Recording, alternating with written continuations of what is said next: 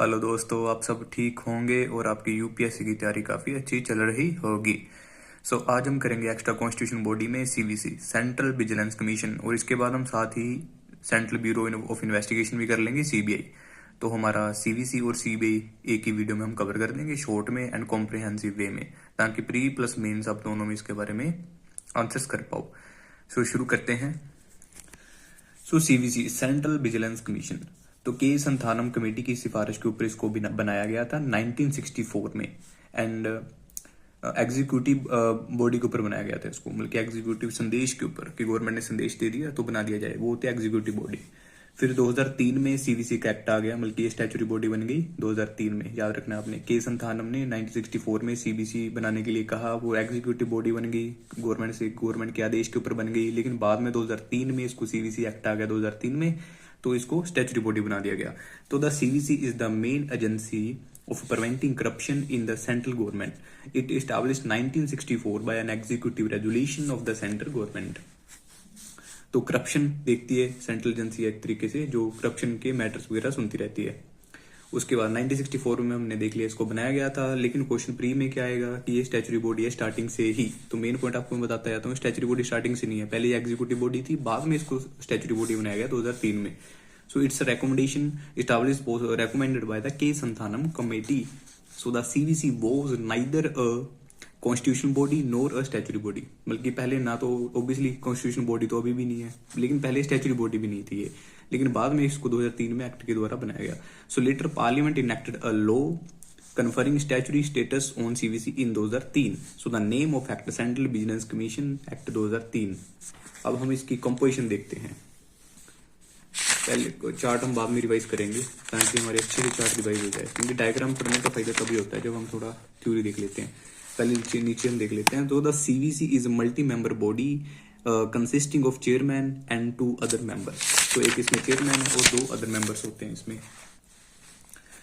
उसके बाद they are appointed by president on the recommendation of 3 member committee. तो president इसको अपॉइंट करते हैं, मेंबर्स को भी, चेयरपर्सन को भी, एंड 3 मेंबर्स की कमेटी की सिफारिश के ऊपर इनको अपॉइंट किया जाता है।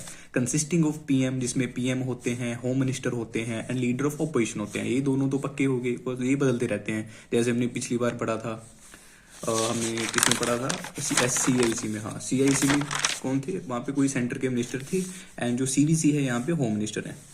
So PM, Home Minister and Leader of Opposition. So they hold office for a term of 4 years or until they attain 65 years. मतलब कि या तो वो 4 साल के लिए रहेंगे, जैसे कि कोई फॉर एग्जांपल 59 ईयर्स का भर्ती हुआ था इस चीज में, तो 4 साल तक रहेगा वो, 63 साल तक, ठीक है। या फिर वो अगर 62 का भर्ती हो गया तो 4 साल तो रह नहीं पाएगा, क्योंकि 65 की एज पहले कंप्लीट हो जाएगी। तो जो चीज पहले कंप्लीट होगी फिर उसको रिटायरमेंट लेनी पड़ेगी। So after this tenure they are not eligible for further employment. उसके बाद वो फर्दर एम्प्लॉयमेंट के लिए एलिजिबल नहीं होते, याद रखना है, ठीक है। ऐसी आते हैं ना चीजें प्री में, ऐसी चीजों में उलझ जाता है वहां पे बच्चा। So not eligible for further employment under centre और स्टेट गवर्नमेंट। ना ही स्टेट में मिलेगी फिर नौकरी, ना सेंटर में मिलेगी। So president can remove the chairperson and members of CVC. However in this case the president has to refer the matter to Supreme Court. मतलब कि हटा तो सकते हैं प्रेसिडेंट, लेकिन उनको मैटर जो है सुप्रीम कोर्ट लेके जाना पड़ेगा फॉर इंक्वायरी के लिए। So they can president remove him. ये के लिए प्रेसिडेंट रिमूव कर सकते हैं उनको, the president remove him. So the salary allowance and other services of conditions of chairperson members of CVC are similar to those of the chairman and member of UPSC respectively. बल्कि जो भी इनकी salary है, allowance है, जो भी other service conditions है, वो एग्जैक्ट सेम होगी जैसे यूपीएससी के मेंबर्स की होती है, चेयरपर्सन की होती है। इनकी भी सेम वैसी होती है, याद रखना है आपने। उसके बाद जुरिडिक्शन देख लेते हैं हम, सीबीसी की जुरिडिक्शन कहाँ तक आती है। तो इनकी जो जुरिडिक्शन आती है चार्ट के जरिए पढ़ लेते हैं। तो इसमें देखिए, पहले तो हम देख लेते हैं जितने भी मेंबर्स हैं ऑल इंडिया सर्विस के। ऑल इंडिया सर्विस 3 ही होती हैं इंडिया में, याद रखना है आपने, ये 3 ही ऑल इंडिया सर्विस है। इंडियन एडमिनिस्ट्रेशन सर्विस, IPS बल्कि पुलिस सर्विस होगी, और ये अपनी फॉरेस्ट सर्विस है, नॉट फॉरेन सर्विस, ठीक है। फॉरेन सर्विस तो ऑल इंडिया है नहीं ना, वो तो बाहर ज्यादा काम करते हैं। तो फॉरेस्ट है IFS। तो 3 ही ऑल इंडिया सर्विस हैं, ये सारी सीवीसी के अंडर रहेंगी। सीवीसी इनकी कभी भी तलाशी वगैरह ले सकता है ना, करप्शन में पकड़ सकता है। उसके बाद all central service group A वाली हैं, जो IRS है, IFS, IES, ISS एक्सेट्रा, जो भी ऑल इंडिया की जो ग्रुप A वाली सर्विस हैं, वो भी सीवीसी के अंडर ही आते हैं। फिर ऑफिसर हो गए scale 5 and above in public sector banks, ठीक है, बैंक्स वाले जिनका स्केल 5 से ऊपर है, ठीक है, वो वाले या 5 वाले। उसके बाद ऑफिसर्स ऑफ ग्रेड डी वाले भी इसके अंडर आते हैं, and above of RB, RB में नाबार्ड में जो काम कर रहे हैं, सिडबी में काम कर रहे हैं, ठीक है। तो नाबार्ड की आप देख लीजिए कि नाबार्ड की फुल फॉर्म क्या है, national bank for agriculture and rural development. SIDBI क्या है, small industrial development bank of India है। एक जीआईसी भी होता है, जनरल इंश्योरेंस कॉर्पोरेशन, तो ये भी इसी के अंडर आते हैं। उसके बाद फिर मैनेजर हो गया या फिर उसके बब लेवल का बंदा हो गया जीआईसी में, जनरल इंश्योरेंस कॉर्पोरेशन में, वो भी सीवीसी के अंडर आएंगे, ठीक है। मतलब कि सीवीसी इनकी तलाशी ले सकता है करप्शन के मैटर वगैरह में। उसके बाद सीनियर डिविजनल मैनेजर हो गया अब इन एलआईसी में जो भी सीनियर डिविजनल मैनेजर से ऊपर गए हैं उनकी भी जो जुडिक्शन है वो सीवीसी के अंडर ही आती है। All members of all India service हमने देख लिया। फिर ग्रुप स्केल 5 वाले भी देख लिया, पब्लिक सेक्टर बैंक्स, तो ठीक है, वो चार्ट के जरिए अच्छा क्लियर हो जाता है। ऑफिसर्स ग्रेड डी वाले हमने देख लिया, आरबी नाबार्ड सिडबी वाले। मैनेजर हो गया जनरल इंश्योरेंस कॉर्पोरेशन वाले, सीनियर डिविजनल मैनेजर हो गया एलआईसी वाले। उसका वर्किंग ऑफ सीवीसी का काम क्या होता है, सेंट्रल विजिलेंस कमीशन का। CVC conducts it's proceeding and its headquarter in new Delhi. तो इसका जो प्रोसेस होता है, जो भी हेडक्वार्टर है वो न्यू दिल्ली में इसका। It has all the power of civil code and its proceeding has judicial character. Civil code मतलब कि जुडिशियल करेक्टर है इसका, ठीक है, मतलब कि वो बुला सकती है बेसिक विषय के ऊपर। So the CVC has to present annually to the president a report on its performance. और एनुअली रिपोर्ट प्रेसिडेंट को देते हैं सीवीसी वाले कि हमारी परफॉर्मेंस कैसी रही है। So the president places this report for both the house of parliament, and president इसी रिपोर्ट को आगे लेके आके कहाँ रखवा देते हैं, दोनों हाउस के आगे रखवा देते हैं, लोकसभा और राज्यसभा के आगे। उसके बाद अब आपको समझ आ गया होगा तो देख लेते हैं अब चार्ट। तो सीवीसी हमने क्या देखा कि उसकी सैलरी वगैरह है, कॉम्पोजिशन है, वो कौन तय करता था, ठीक है, दिमाग लगाइए। देखा था हमने इनके जो सैलरी अलाउंस है सारे वो चेयरमैन और यूपीएससी के बराबर होंगे और सेंट्रल गवर्नमेंट तय कर देती है। और रिमूवल प्रोसेस हमने देखा था कि सुप्रीम कोर्ट को रेफर कर दिया जाएगा मैटर, फिर प्रेसिडेंट रिमूवल प्रोसेस में इनको हटा देंगे सीवीसी के मेंबर को, चेयरपर्सन को। टेन्योर हमने देखा था कि या तो मैक्सिमम 4 साल रहेंगे या 65 साल रहेंगे, जो भी पहले हो जाएगा तब तक। फिर सिलेक्शन कमेटी हमने देखी थी, प्रधानमंत्री होंगे, होम मिनिस्टर होंगे, फिर लीडर ऑफ ऑपोजिशन होंगे लोकसभा वाले।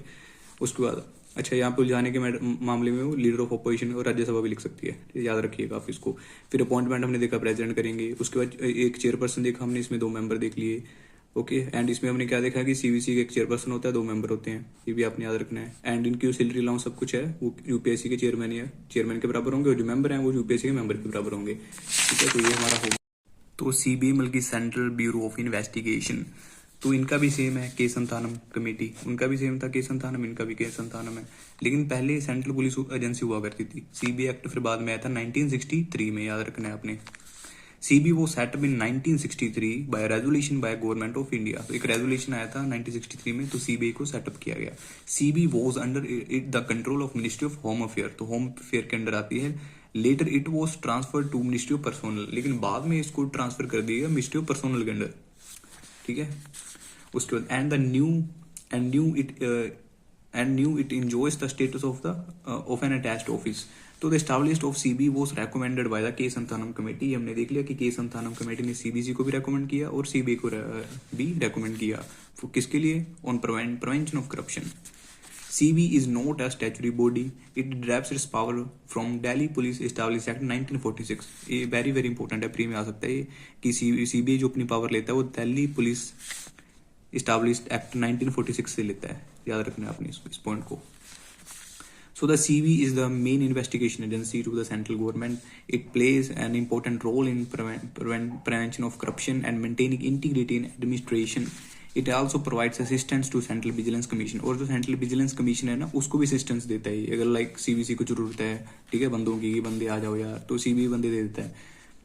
उसके बाद एनआई जो हमारी नेशनल इन्वेस्टिगेशन एजेंसी होती है, ठीक है, सीबीआई, इसमें कंफ्यूजन हो जाती है ना कि भाई ये दोनों एक ही चीज़ है, का मिलके काम क्या है इनका। तो जो एनआई है वो constitute after the Mumbai terror attack हुआ था ना 2008 में, तब एनआईए को बनाया गया था नेशनल इन्वेस्टिगेशन एजेंसी में। एंड वो स्पेशली जो काम करते हैं वो टेररिस्ट अटैक्स के लिए काम करती है। लेकिन सीबीआई ऐसा नहीं है कि टेररिस्ट अटैक के लिए काम करती है, वो तो करप्शन के लिए, इकोनॉमिक ऑफेंस के लिए, या कोई सीरियस एंड ऑर्गेनाइज्ड क्राइम हो गया उसके लिए काम करती है, ठीक है, सीबीआई। एंड जो एनआईए है वो स्पेसिफिकली टेररिस्ट अटैक्स के लिए, उनको इन्वेस्टिगेशन करने के लिए बनाई गई थी। फिर हायरार्की क्या है सीबीआई की, तो देखिए इसमें हम चार्ट बनाया हुआ है।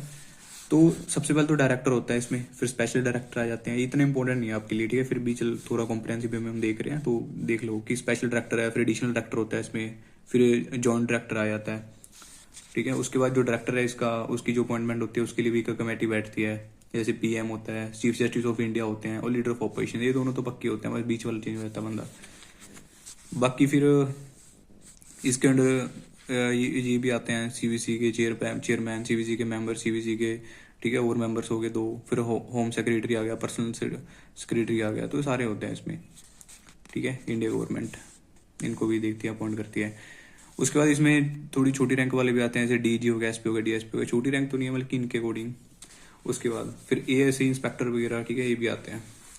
उसके बाद सीबी इन्वेस्टिगेट फॉलोइंग क्राइम्स, तो फॉलोइंग क्राइम्स को इन्वेस्टिगेट करती है सीबीआई। जैसे अगर किसी स्टेट गवर्नमेंट ने रिक्वेस्ट कर दी, ठीक है, फॉर एग्जांपल जैसे तमिलनाडु ने रिक्वेस्ट कर दी सीबीआई को कि आ जाओ यार, हमारे इधर जरूरत है, आपकी करप्शन हो गई थी तो इन्वेस्टिगेशन करवानी है, तो स्टेट गवर्नमेंट की रिक्वेस्ट के ऊपर सीबीआई काम कर सकती है। अगर सीवीसी हमने देखा था, सेंट्रल विजिलेंस कमीशन, उसकी रिक्वेस्ट के ऊपर सीबीआई काम कर सकती है। फिर सेंट्रल गवर्नमेंट की ऑर्डर के ऊपर काम करेगी। फिर हाई कोर्ट ने अगर ऑर्डर दे दिया सीबीआई को, फिर भी वो काम करेगी। सुप्रीम कोर्ट ने दे दिया ऑर्डर। उसके बाद फिर online FIR by public with proof, फिर भी सीबीआई काम कर सकती है, ठीक है। तो सारी सीबीआई काम करती है, सारे के सारे। बस ये हमारा इतना टॉपिक था हमारा सीवीसी का और सीबीआई का। तो इस पूरा होता है हमारा। एंड अगर जिसको अच्छा लगे वो लाइक सब्सक्राइब कर सकता है, नहीं अच्छा लगा तो कोई दिक्कत नहीं, आगे से और बेहतर करेंगे। धन्यवाद, शुक्रिया।